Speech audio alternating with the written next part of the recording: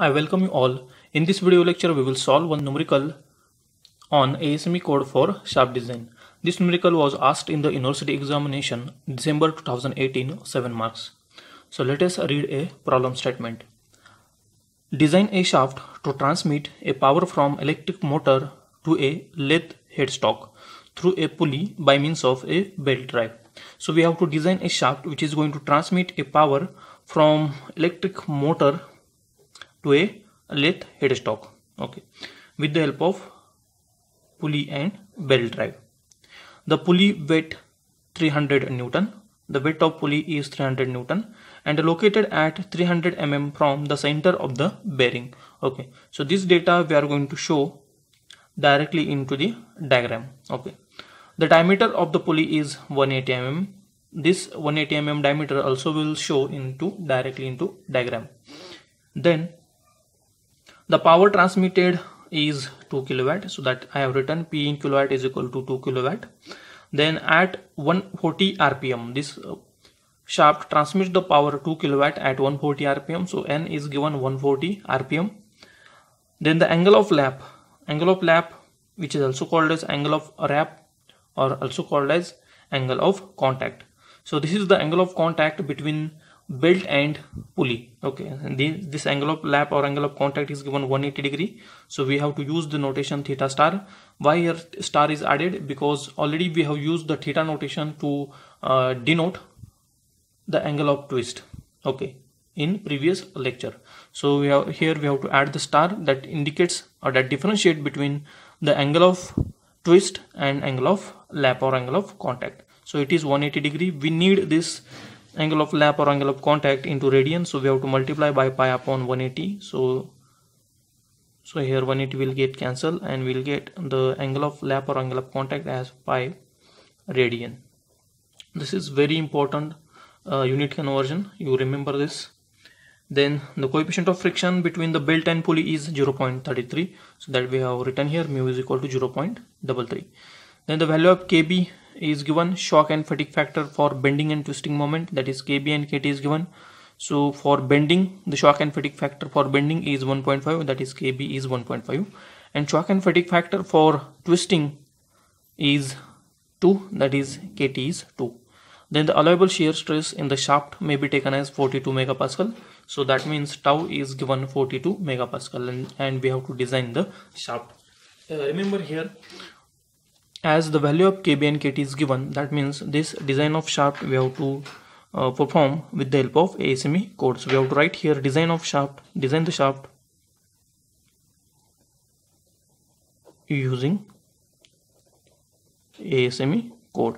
So that equation we have to use, tau max is equal to 16 upon pi t cube under root kbmb bracket square plus ktmt bracket square. Okay, so this is about the given data. Now we will start the solution of this problem.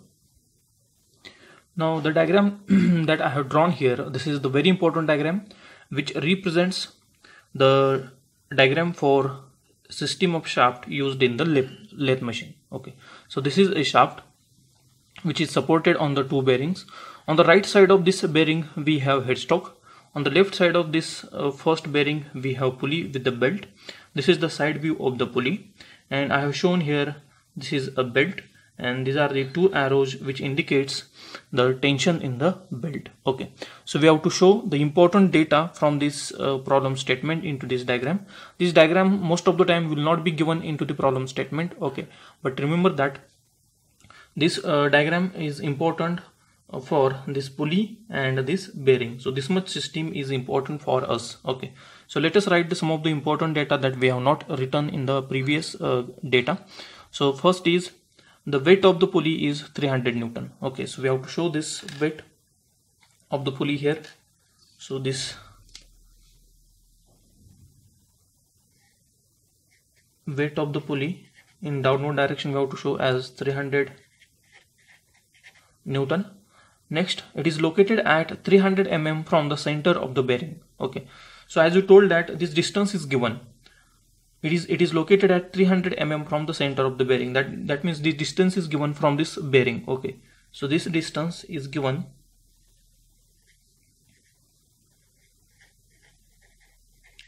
300 mm. Okay, Next, the diameter of the pulley is 180 mm. So this is the side view of the pulley, and here we have to write as this diameter is 180 mm. Okay. Rest of the thing we have written the angle of lap or angle of contact. We have written it is in 180 degree. We have converted it into radian by multiplying by pi upon 180. Coefficient of friction is given 0.33. So remaining data already we have written here in this given data.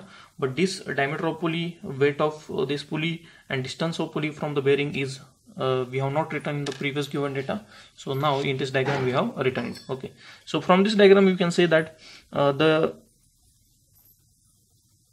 the region which we are interested in is only this much region, that is the distance between this bearing number 1 and this pulley. Okay, so this much region is required for us to solve this problem.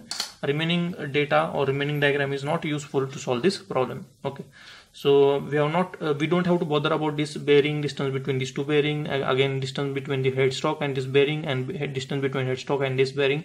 So we don't have to bother about it.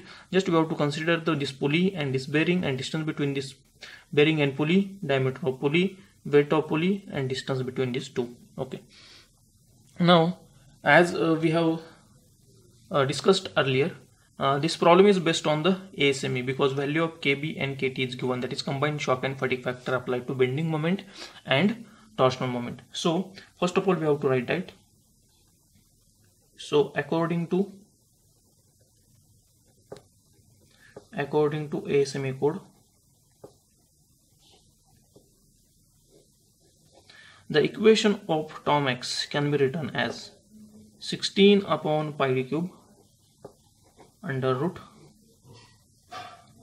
KB MB bracket square plus KT MT bracket square. So this is the equation number 1. Now this is the most important equation in this problem. Okay, first of all, after writing this equation we have to determine this Tom X. But in this Tom X, this value of permissible shear stress Tom X is given, it is 42 megapascal. Already we have written it. So this Tom X we have to use as 42 megapascal. Then we have to determine this MB, then we have to determine MT. We have to put the value of MB, MT and Tom X in this equation number 1, and we have to determine this D. Okay, now our next task is to find out first Tom X. Okay,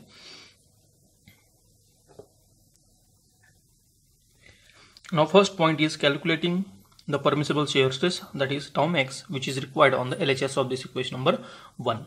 But the value of Tom X already it is given, that is permissible shear stress. The allowable shear stress or permissible shear stress is given 42 megapascal. So we have to write as this Tom X as 42 megapascal. Okay. Now in this problem it is given directly. Otherwise we would have to calculate it by using the equation 18% of SYT or 30% of SYT or 18% of SYT, whichever is minimum. And again we have to consider whether the shaft is with keyway or without keyway. Okay, but that doesn't required here because value of permissible shear stress or allowable shear stress is directly given here.